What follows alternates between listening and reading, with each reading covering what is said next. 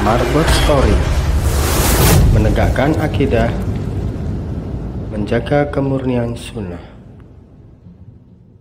Mengikuti dengan mengiringi. Kalau mengiringi ini seiring jalan. Tapi kalau mengikuti, posisinya itu ya depan dan belakang. Nah, ketika kita bawa kepada permasalahan tadi itu, ya, makmum ketika mendengar imam mengucapkan sami'allahu liman hamidah, baru sami'a, belum lahu liman hamidah, itu sudah gerak berdiri dulu, ya. Maka dalam pandangan hukum fikih, apakah sholatnya sah atau tidak? Nah, ini yang harus kita pahami, ya. Maka di dalam hal ini nanti ya dijelaskan di dalam hadis yang lain. Rasulullah Shallallahu Alaihi Wasallam bersabda, "Amma yakhsa ahadakum idza rafa'a ra'sahu qabla iman ayaj'alallahu suratahu suratal hirmar." Muttafaqun alaih. Hadis ini juga diriwayatkan oleh Imam Bukhari dan Muslim. Ini hadis ancaman, Bapak Ibu, ya. Amma yakhsa ahadukum, tidakkah salah seorang di antara kalian merasa takut idza rafa'a ra'sahu, apabila mengangkat ra'sahu, kepalanya, qabla imam, sebelum imam mengangkat kepalanya. Ini. Jadi dia mengangkat kepalanya dulu sebelum imam mengangkat kepalanya. Artinya dia bangkit dari rukuk sebelum imam bangkit i'tidal tegak. Maka apa yang Allah ancamkan baginya, ayaj'alallah suratahu suratal himar.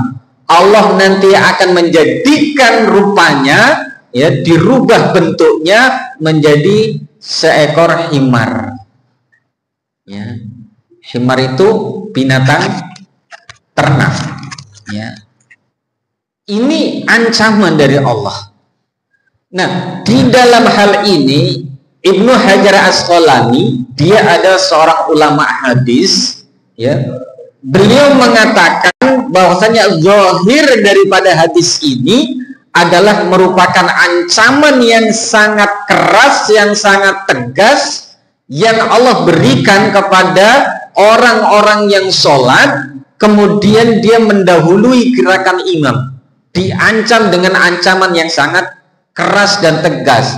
Karena keras dan tegasnya ancaman tersebut, maka menjadikan hukum orang yang melaksanakan sholat dengan cara seperti itu masuk dalam kategori dosa besar. Dan nanti sebagian ulama menghukumi sholatnya tidak sah. Sebagian ulama. Ini.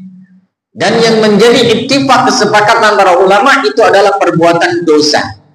Jadi jangan sampai tujuan kita melaksanakan sholat adalah untuk menghapus daripada dosa, karena memang sesungguhnya sholat itu adalah penghapus, ya. Sholat itu penghapus dari dosa. Tapi kita sholat malah justru mendapatkan dosa. Inilah fatalan, rugi gitu ya.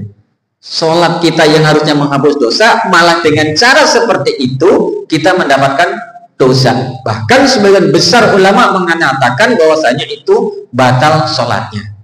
Nah, ini yang harus betul-betul kita perhatikan. Ini peringatan tegas, keras, ya.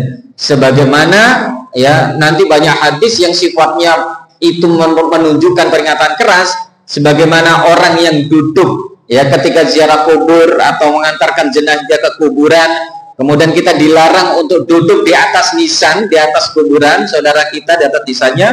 Di situ dijelaskan barang siapa duduk di atas bara api itu lebih baik daripada kita duduk di atas nisan kuburan saudara kita. Ini ancaman tegas pula. Karena tegasnya, kerasnya ancaman tersebut sampai dikatakan duduk di atas bara api jauh lebih baik daripada duduk di atas nisan, maka di situ muncullah ya dalam ilmu fikih bahwasanya sebuah ancaman yang keras dan tegas menghasilkan hukum sebuah keharaman. Maka hukumnya haram, diharamkan untuk duduk di atas nisan. Jenengan, utamanya bapak-bapak ini, ketika ada saudara kita meninggal kemudian kita mengiringi jenazahnya sampai di kuburan, ya, maka adab-adab kubur kita harus laksanakan, ya. Salah satunya membaca doa assalamualaikum ya ahla diyar minal mu'minin wal muslimin inna insyaallah bikum lahiqun. Kemudian lepas sendal kita, masuk ke area kuburan dan jangan menduduki di atas nisan. Nah, ini itu berupa ancaman. Nah, artinya ancaman seperti ini semakna dengan ancaman tadi itu, orang yang melaksanakan sholat kemudian dia bangkit dari rukuknya sebelum imam itu i'tidal lurus, dia sudah duluan, maka diancam oleh Allah akan dirubah ya, rupanya ya dengan perubahan himar. Dan ini juga masuk dalam kategori pencurian, karena nanti pencurian dalam sholat itu juga bukan haram. Salah satunya adalah ya dia rukuk belum sampai sempurna, dia sudah berdiri belum sampai i'tidal tegak lurus, kemudian dia sudah sujud belum selesai, sudah duduk lagi. Ya, ini yang sholat tanpa adanya tumakninah itu ada masuk dalam kategori pencurian dalam sholat dan dihukumi haram. Ini. Kemudian nanti di dalam masalah gerakan, ingat. Ini di dalam masalah gerakan ketika sholat bersama sama imam nanti ada 3 hukum. Yang pertama haram, yang kedua sunnah, yang ketiga makruh. Ini kita bahas sekalian ini, mumpung bahas masalah sholat ini. Betul apa gitu? Ya, siapa tahu kita masuk salah satu daripadanya. Ya, saya yakin nggak salah semua lah. Ya, mungkin salah satu saja. Ya, mudah-mudahan benar semua. Yang masuk nanti dalam kategori haram yaitu yang pertama takbir, ini ya, takbir bersamaan dengan imam, takbiratul ihram bersamaan dengan imam. Jadi ketika imam Allahu Akbar, kita sama-sama, tidak nunggu selesai, jadi sama-sama Allahu Akbar. Ini gimana cara mempraktekannya? Jadi mana? Ya, duduk saja, bisa berdiri. Ya, ikutin ya, samaan bersamaan. Ini imam, ini kan makmum ngelihat imam ini, imam sudah angkat tangan ya, ayo mulai Allahu Akbar. Ini samaan, ya. Harusnya praktekkan Allahu Akbar, harusnya seperti itu. Tapi ini bersamaan Allahu Akbar, maka ini hukumnya haram dan sholatnya tidak sah. Buat siapa? Makmum. Ini. Karena ini sholatnya jamaah, kecuali dia sholat sendiri.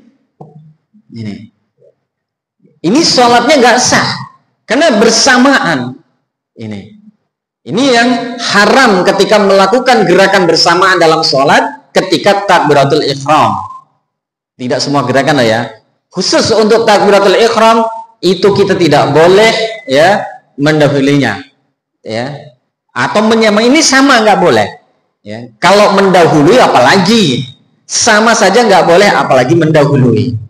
Nah, kemudian gerakan yang bersamaan sama dengan imam yang dihukumi sunnah adalah ketika imam mengucapkan waladhdallin, kemudian imam mengucapkan amin, imam bersamaan dengan imam amin. Aminnya kita sama bersamaan dengan aminnya imam, maka itu hukumnya sunnah.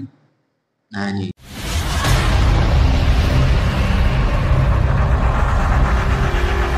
Marbot Story, menegakkan akidah, menjaga kemurnian sunnah.